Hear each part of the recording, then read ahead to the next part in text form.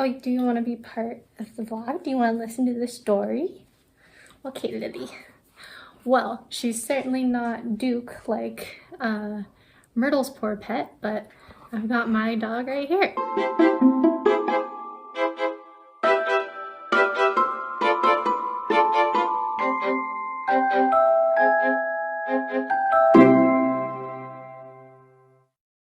Hello and welcome back. I'm very excited because I got a recommendation from the Wandering Jellyfish bookshop, and that was for Beautiful Little Fools by Jillian Cantor.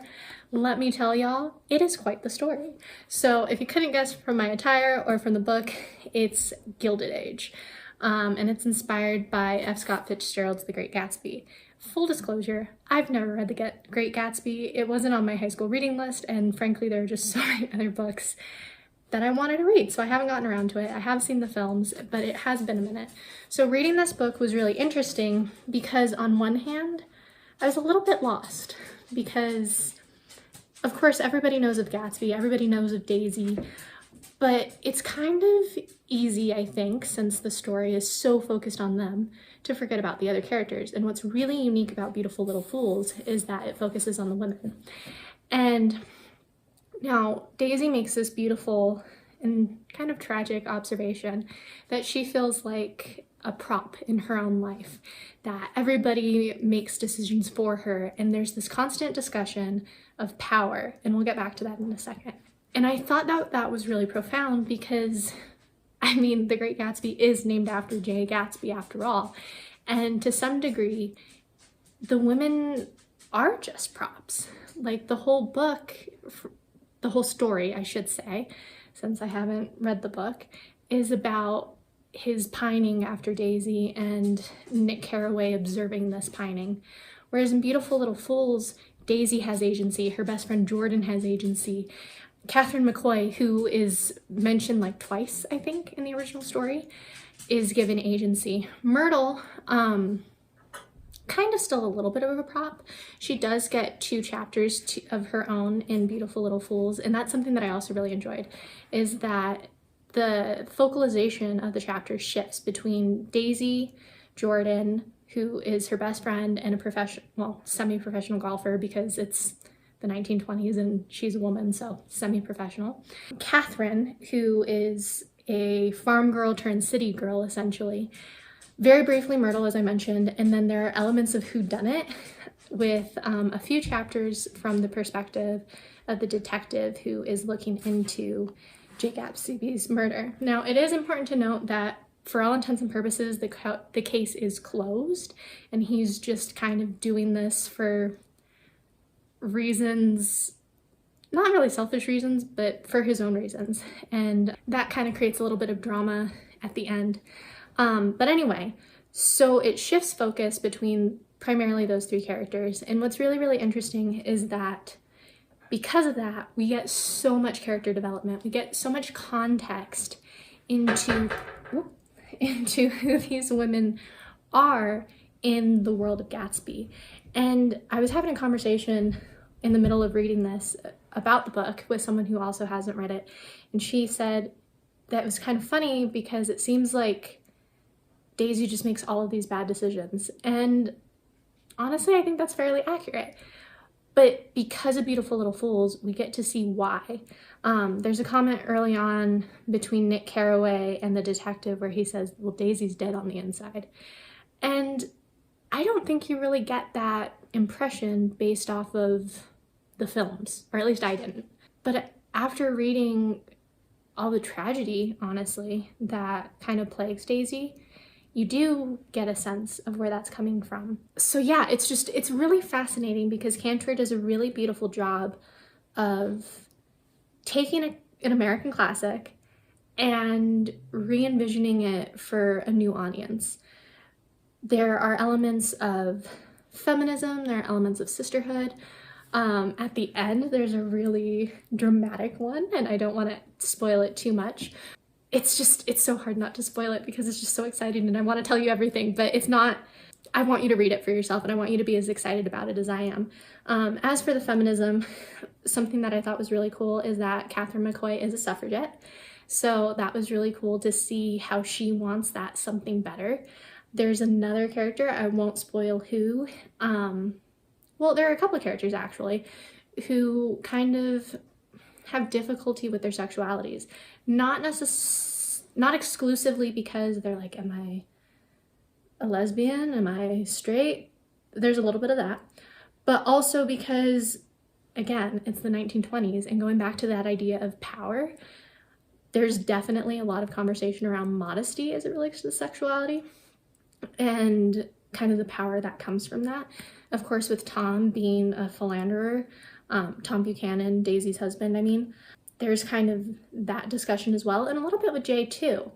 Again, there's another comment that Daisy makes where she's like, all you men are the same, because she's so frustrated. She's so frustrated, and she knows that Jay loves her, but she's not convinced that she loves him in the same way or at all, and she's kind of concerned that nothing would change even if she did run away with him, even though he says, oh, well, I'll be different, because Tom has said the same thing to her. Tom's always like, oh, well, it's going to be different, it's going to be different, and then he just finds a new mistress in the next place, which is why Myrtle is involved, and in turn Catherine's involved. And Catherine's actually a really interesting character because she kind of ties the story together in unexpected ways. I didn't expect her to be so central, especially when she appeared in her first couple of chapters, because I was like, who is this? I thought this was Daisy's story.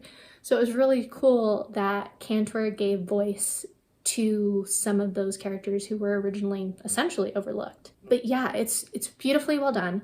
I do have to say it's a lot of exposition, but I actually didn't mind it at all because, like I said, this book gives a lot of context to the characters. It rounds out the characters that Fitzgerald originally created and gives them life and gives them personhood and autonomy and agency, and it's just so well done.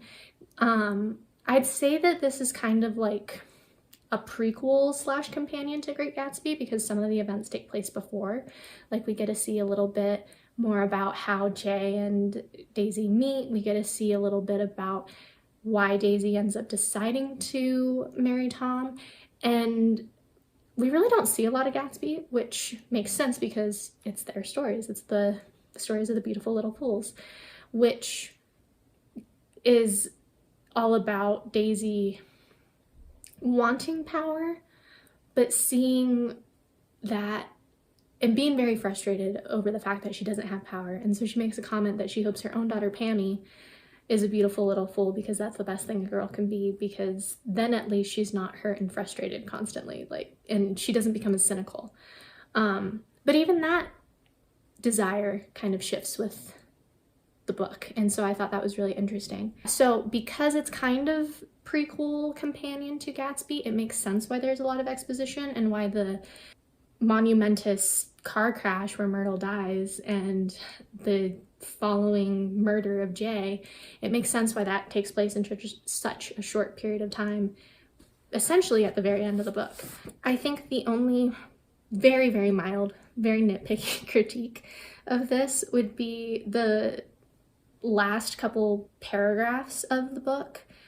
It wasn't fully in present tense, but it kind of shifted into present tense a little bit, and I think I understand artistically why this is, because there's kind of a philosophy shift, a mentality shift, where Daisy decides that she's kind of moving forward in her life. And so it makes sense that you want it to be active and you want it to be what's happening now, as opposed to someone telling the story of, and then I got on the train and I moved forward with my life. So it makes sense stylistically why it happened. It just kind of threw me off because it's all this he said, she said, he did, etc. And then it's, I'm clutching my purse and as the train rolls up. And for me, just linguistically, it was a little bit funny. But like I said, that's being super duper nitpicky. I think this story has a little bit of something for everyone. Certainly for people who like strong female characters or characters who develop into strong female characters, I think this is a book for you. If you are a fan of mystery, there are some elements of that.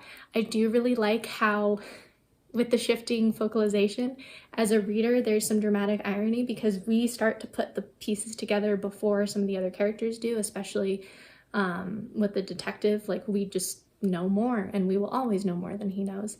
I think the characters were really, really well developed. I think the plot was really, really well thought out. As I said, there are some discussions and kind of brief sex scenes. They weren't graphic, so I don't think that should be like a big red flag. There is a scene where Tom does punch Myrtle in the nose, so if fisticuffs is triggering to you, heads up, but that only happens once.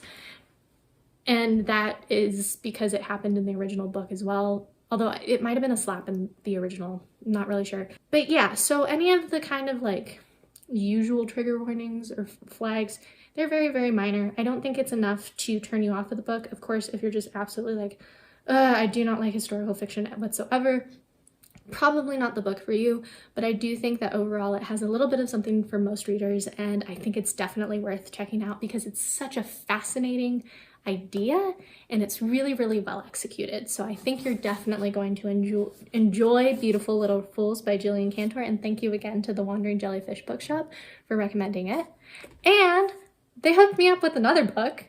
We are going to World War II with this advanced reader copy of Yonder by Ali Standish. It's going to be coming out in May, so we're getting a little sneak peek. Be sure to look out for my vlog and blog on that next week.